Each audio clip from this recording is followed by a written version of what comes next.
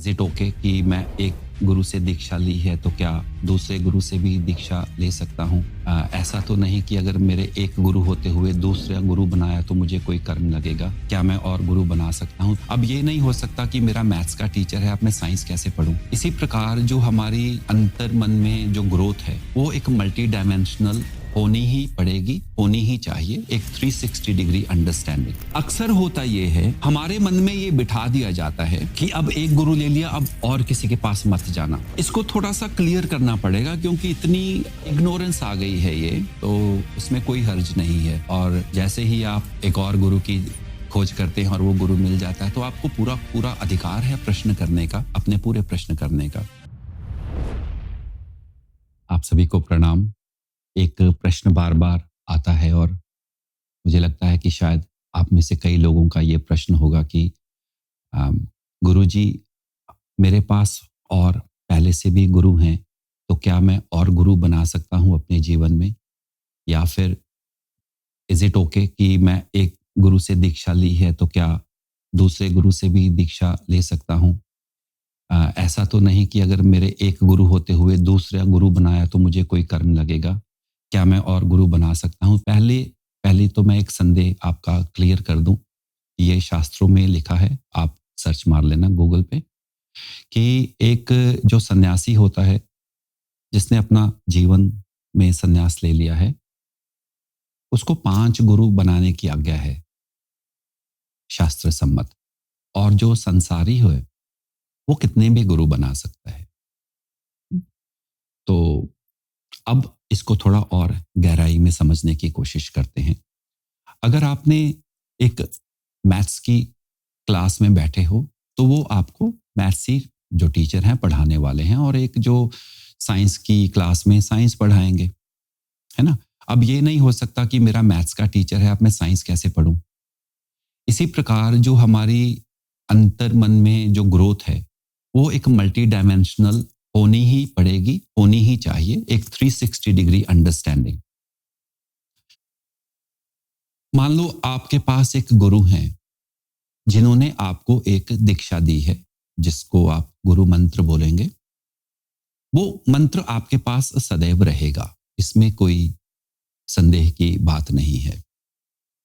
परंतु अब आपने वो पूरी निष्ठा के साथ, पूरी कमिटमेंट के साथ, सत्यनिष्ठ होकर उस मंत्र का उच्चारण किया है। 100% आपने पूरा का पूरा अपना समय, अपना एफर्ट उस पर समर्पित कर दिया है। वो मंत्र आपको कहीं ना कहीं लेकर आ जाएगा। अब आप किसी लेवल पर आ गए हो, वहां से और डायमेंशंस भी निकलेंगी, आपके प्रश्न भी अलग हो जाएंगे कंपेयर टू जब आपने पहले दीक्षा ली थी। आपके अंतःकरण की गहराई भी और गहरी हो जाएगी। तो उस स्टेज में यह स्वाभाविक है कि आपकी जो अंतर्मन की, जो आत्मा की जो क्षुधा है, वो भूख है, वो और बढ़ जाएगी, मुझे और करना है। उस लेवल पर आप वो ज्ञान लेने के लिए और गुरु के पास भी जा सकते हैं जो एक अलग डायमेंशन में बैठा हुआ है। एक हठ योगी जो गुरु हैं, जो हठ योग में आपको करवाते हैं, वो आपको तैयार कर देंगे राजयोग के लिए। अब राजयोग सीखने के लिए उसी गुरु के पास जाना पड़ेगा जो राजयोग की दीक्षा देते हैं। परंतु राजयोग की दीक्षा तभी मिलेगी जब आप हठ योग से ऊपर आ गए। अक्सर होता यह है, हमारे मन में यह बिठा दिया जाता है कि अब एक गुरु ले लिया, अब और किसी के पास मत जाना। इसको थोड़ा सा क्लियर करना पड़ेगा क्योंकि इतनी ये इग्नोरेंस आ गई है ये, कि अगर हम चाहते हैं दूसरे गुरु के पास जाएं तो एक मन में एक ग्लानि, एक गिल्टी भर जाती है कि शायद मुझे नहीं करना चाहिए, ये गलत हो जाएगा। अर्जुन जी की तो कितने गुरु थे, कहां से उन्होंने साधना सीखी। हर एक गुरु जो असली जो गुरु है, जो उस मार्ग पे चला है, वो आपको कभी भी ग्रो करने से नहीं रोकेगा। वो बोलेगा जहां से ज्ञान मिलता है ले लेना चाहिए। परंतु ये नहीं कि अभी मैं यहां से मेरा काम हो गया, अब मैं दूसरे गुरु के पास जाऊंगा और पहले गुरु की आपने बातें करनी शुरू कर दी। ऐसा कभी मत करना, क्योंकि दूसरा गुरु आया है पहले गुरु के कारण। तो आपको हमेशा इन ग्रैटिट्यूड, उसका आभार में ही रहना पड़ेगा। वो गुरु मंत्र जो आपको मिला है उसी ने आपको तैयार किया है किसी भी अवस्था में दूसरा और कुछ विकल्प ढूंढने के लिए। तो अगर दूसरा विकल्प मिलता है तो पहला विकल्प को कभी छोटा मत समझना आप। सब संत एक मत, वो सारे के सारे संत पीछे एक ही होते हैं, वो एक ही चेतना से जुड़े होते हैं। आप ही को लगता है कि वो सन्यासी है या वो गृहस्थ है। अब आप क्रिया योग का उदाहरण देख लो, महाअवतार बाबा जी, वो तो डेथलेस योगी, उनकी तो बात ही क्या करनी। जब उन्होंने अपना दीक्षा दी लहरी बाबा को, तो वो तो गृहस्थ थे, 5 बच्चे थे उनके, और उनके कितने सारे और स्टूडेंट थे, शिष्य थे। उनमें एक शिष्य थे श्री युक्तेश्वर जी महाराज, जो पहले गृहस्थ थे, बाद में आधे जीवन में सन्यास ले लिया उन्होंने। और उनके कई शिष्य थे, एक शिष्य थे योगानंदा परमहंसा जी। ठीक, तो ये क्रिया लीनियज देखिए, पहले दीक्षा किसको दी? पूरे पूरे गृहस्थ थे। दूसरी दीक्षा किसको मिली? जो आधे गृहस्थ आधे सन्यासी, और उनके शिष्य योगानंदा परमहंसा जो कंप्लीट सन्यास में। पूरी की पूरी क्रिया लीनियज में सब कुछ कवर हो गया। तो गुरु अलग रूप में आएगा, जरूरी नहीं कि गुरु भगवा में ही आना चाहिए कि उसने सन्यास लिया है तो यही गुरु है, या फिर इसने लाल कपड़े पहने हैं तो यही गुरु है, या कि इसकी बड़ी दाढ़ी है तो यही गुरु है, या इसके लंबे बाल हैं तो यही गुरु है। गुरु किसी भी रूप में आएगा। तुम सीखने की अवस्था में होने चाहिए, क्योंकि सिखाने वाले हमेशा आपके पास रहेंगे। तो दीक्षा मैथ्स की भी ले लेनी चाहिए, साइंस की भी लेनी चाहिए, सोशल साइंसेस की भी लेनी चाहिए, ज्योग्राफी की भी लेनी चाहिए, हर चीज की लेनी चाहिए, क्योंकि वही आपको पूर्ण करेगा। एग्जाम तभी पास होगा आपका। सिर्फ मैथ्स में 100% लाने से और बाकी में फेल होने से वो आपको पास नहीं किया जाएगा। आपके जीवन में आपने बोला कि अच्छा मेरा एक गुरु है, तो नहीं, आपको लगता है आपका एक गुरु है, लेकिन बहुत सारे गुरु हैं, आपको पता नहीं। एक गुरु वो भी है जिसने आपको धोखा सिखाया होगा, आपको धोखा देकर। एक गुरु वो भी है जिसने क्रोध सिखाया होगा, आपको इरिटेट करके। एक गुरु वो भी होगा जो इसने आपका दिल तोड़ा होगा, है ना, वो भी तो गुरु है जिसने सिखाया। तो कितने गुरु तो ऑलरेडी हैं आपके पास। परंतु जब आप साधना के मार्ग में आते हैं तो ये विचार छोड़ देना चाहिए। हाँ, उस गुरु के पास, पहले जिस गुरु के पास हो उसमें 100% अपना पूरा का पूरा झोंक देना अपने आप को। और ये भी नहीं है कि मेरे अभी एट प्रेजेंट मैं 3 गुरुओं की साधना कर रहा हूं, ये गलत हो जाएगा, क्योंकि तीनों की ऊर्जा आपके भीतर आपसे संभाली नहीं जाएगी। हो सकता है कोई गुरु, किसी गुरु ने आपको वैदिक मंत्र दिया हो, दूसरे गुरु ने तामसिक मंत्र दिया हो, तीसरे गुरु ने कोई और मंत्र दिया हो। तो आप सुबह तो वैदिक बैठे हैं, अब बाद में आप चंडी कर रहे हैं, तामसिक कर रहे हैं, उसके बाद कुछ और कर रहे हैं, तो आप कंफ्यूज हो जाओगे, डिल्यूटेड हो जाओगे, अपस्मार आ जाएगा। आपको लगेगा कि मैं 3 तरह की साधना कर रहा हूं, पर वो आपको ज्यादा दूर तक नहीं लेकर जाने वाली। आपको लगेगा आप कर रहे हो, लेकिन अंदर से एनर्जी बड़ी कंफ्यूज हो रही है।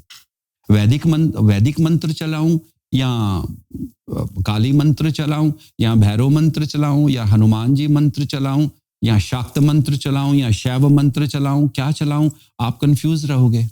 तो जिस भी गुरु के पास पहले हो उसमें 100% दे देना। जब आपको लगेगा अब और ग्रोथ चाहिए तो वो गुरु अपने आप ही मार्ग खोल देगा आके। अगर आपके भीतर इतनी कंसंट्रेशन की पावर है कि हाँ, आप तीनों गुरु के तीनों साधनाएं एक दिन में कर रहे हैं, तो बहुत अच्छी बात है। लेकिन अपने आप को कभी रोकना नहीं और सीखने के लिए। योग करते हो, साधना करते हो, ज्ञान होना भी आवश्यक है। उसके ज्ञान लेने के लिए बुद्धि, गुरु भी वैसा चाहिए। उसमें भक्ति भाव भी जरूरी है, तो कोई ना कोई गुरु होगा जो आपको भक्ति भाव भी सिखाएगा, कोई प्राणायाम करवाएगा, है ना? तो अल्टीमेटली सारा का सारा मकसद वो परमात्मा का यही है कि आप पूर्णता को पा लीजिए इसी जीवन में। तो आपके प्रश्न का उत्तर कि मैं और गुरु बना सकता हूं कि नहीं, तो उत्तर है हाँ। आपके पास ऑलरेडी काफी गुरु हैं जिन्होंने आपको दुनियादारी के बारे में सिखाया है, पैसे कमाना सिखाया है, धोखेबाजी सिखाई है, प्रेम सिखाया है, क्रोध सिखाया है, साधना सिखाई है, मंत्र सिखाया है। तो इसमें कोई हर्ज नहीं है। और जैसे ही आप एक और गुरु की खोज करते हैं और वो गुरु मिल जाता है, तो आपको पूरा पूरा अधिकार है प्रश्न करने का, अपने पूरे प्रश्न करने का। सभी गुरुओं का धन्यवाद जरूरी है। जिनके पास हो उसका भी धन्यवाद, जिनके पास से आए हो उनका भी धन्यवाद, और आगे जहां जाओगे उसका भी धन्यवाद। सारी की सारी जो नदियां हैं वो समुद्र में ही जाकर शांत होती हैं। तुम्हारी जो प्रकृति है वो सच्चित आनंद की है। उसको पाने के लिए आपको कौन रोक सकता है? कोई अगर आपको कहता है कि अब मेरे पास आ गए हो, दूसरे के पास मत जाओ, क्या करोगे जाके, तो निश्चय ही आपको दूसरा गुरु तो ढूंढ ही लेना चाहिए। क्योंकि सत्य में जो गुरु होता है वो चाहता है कि शिष्य की ग्रोथ हो, शिष्य डिल्यूडेड ना रहे, एक उसमें अपस्मार ना रहे, एक उसमें विचलित होने का भाव ना रहे। अपने आप को खोल लेना और अपने हृदय से अपने गुरु को प्रकट कर देना, आपके भीतर क्या चल रहा है, और हमेशा आत्मसमर्पित रहना। गुरु कोई भी हो, 1 हो, 5 हो, 10 हो, कोई फर्क नहीं पड़ता है, क्योंकि सबका एक समावेश, एक ऊर्जा का आपके भीतर ही चलेगा। बस अपने विचारों को, अपनी दृष्टि को, अपनी बुद्धि को एकदम क्लियर रखना, उसमें कॉबवेब्स, ब्रेन फॉग मत आने देना, कंफ्यूज नहीं रहना। तो जाइए, आपके पास नहीं है दीक्षा तो दीक्षा लीजिए। अब आप और ग्रो करना चाहते हैं तो और दीक्षा ले लीजिए, और जब भी दीक्षा लेते हो तो अपने आप को झोंक देना, पूरा आत्मसमर्पित होकर, एक दृढ़ संकल्प के साथ, एक दृढ़ निश्चय के साथ, एक सत्य निष्ठा के साथ उस मार्ग पर चल पड़ना। अवश्य ही कुछ ना कुछ तो हो ही जाएगा, कुछ ना कुछ होना ही है, इसीलिए आप पर ये सब विचार चल रहे हैं। सो बी रेडी टू एक्सेप्ट। और ये सब आपकी मर्जी से नहीं होता है, ये सब नियति है। जिस प्रकार आपकी ग्रोथ तय है पहले से, उसी मार्ग पर चलने से आपको अलग अलग विधियों से आपको सिखाया जाएगा। तो रोकना नहीं अपने आप को। आपके गुरु हैं, बहुत अच्छी बात है। आपके गुरु नहीं हैं, बना लीजिए। आप और सीखना चाहते हैं तो और भी अच्छी बात है। अपने आप को बंद मत करना एक कमरे में, नहीं तो उसमें गिल्ट आ जाएगी, एक पछतावा एक आ जाएगा और कंफ्यूजन रहेगी। बस यही है गुरु का प्रयोजन। हमारे भी गुरु हैं, योगी बाबा हैं, जो हमें शक्ति साधना का उन्होंने दीक्षा दी। हमारे गुरुजी बर्फानी बाबा हैं, नेपाली बाबा, उन्होंने हमें अर्धनारीश्वर की साधना दी।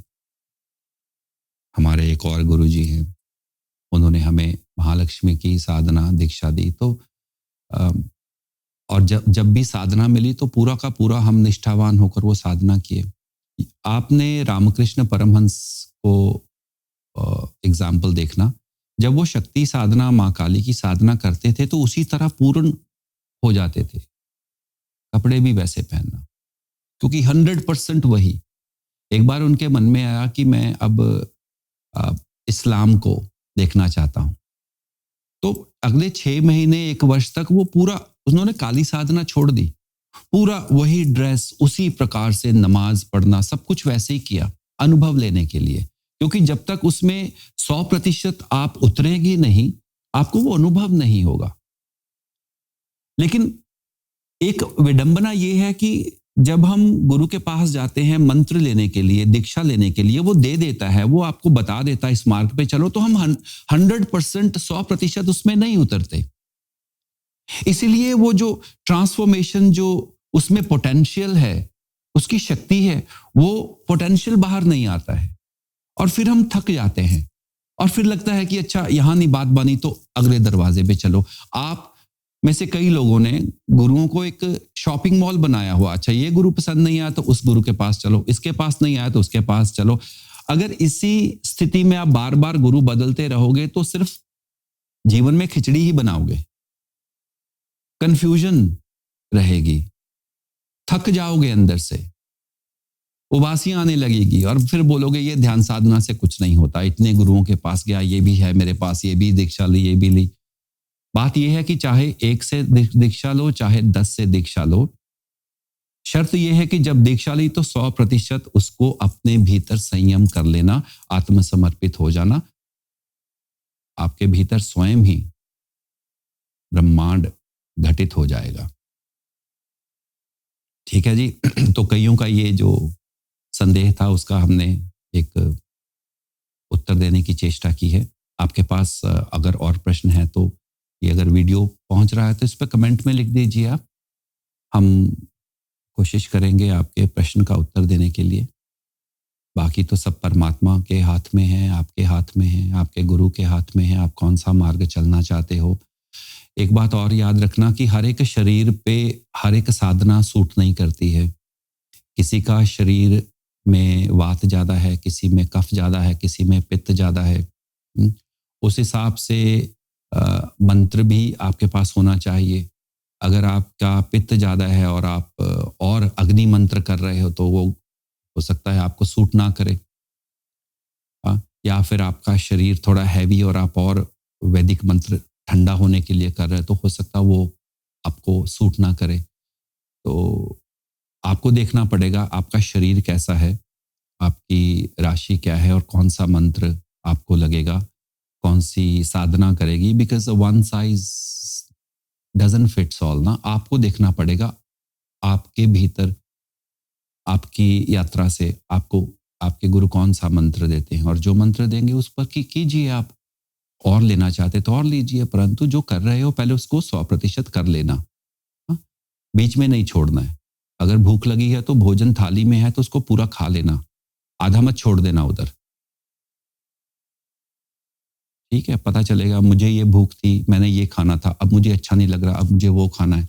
बस इसमें मुंह मारने की आदत पड़ जाएगी, रिस्पॉन्सिबिलिटी लेने की आदत नहीं पड़ेगी, एक दृढ़ संकल्प, एक संकल्प शक्ति नहीं बढ़ेगी। तो आप देखिए, आपके पास इसमें कोई दो राय नहीं कि आप एक से ज्यादा गुरु बना सकते हैं, लेकिन किसी गुरु की निंदा मत करना, किसी गुरु को जज मत करना, सबका धन्यवाद देना और हमेशा धन्यवाद देते रहना। बस इसी में आपका उद्धार हो जाएगा। हर हर महादेव, जय गुरुदेव।